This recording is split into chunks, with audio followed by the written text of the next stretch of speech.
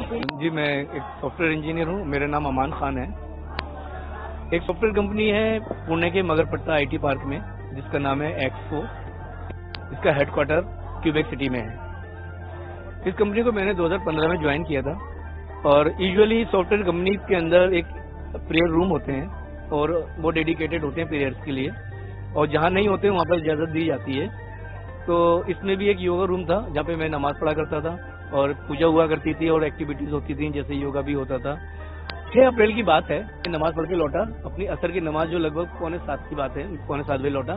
तो मुझे केबिन में बुला लिया गया मैनेजर साहब ने, और वहाँ पे मेरे पर, मेरे मजहब पर, मेरे पहनावे पे तनकीद करना शुरू की। आपत्तिजनक टिप्पणियाँ जिसे कहते हैं, डेरोगेटरी रिमार्क्स देना शुरू किए, और बोले कि आपने ये रुमाल क्यों बांधा हुआ है जो मेरे सर पे बांधा था।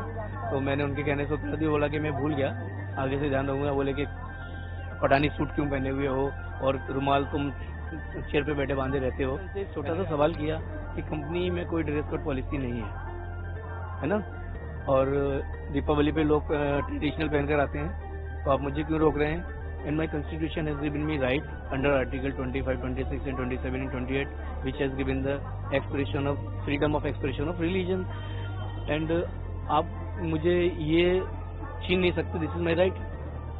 And he said that to hell with the constitution, you have to follow my working model else I will kick you out from the company. कुछ दिनों बाद यही हुआ जैसा उन्होंने कहा था। मैंने अपने अधिकारों के लिए आवाज उठाई, फंडामेंटल राइट्स के लिए, और उन्होंने मुझे कंपनी से निकाला। मैंने 80 दिन तक सत्याग्रह भी किया, पुणे कलेक्टर ऑफिस में सत्याग्रह किया, मेरी FIR रजिस्टर्ड नहीं हुई।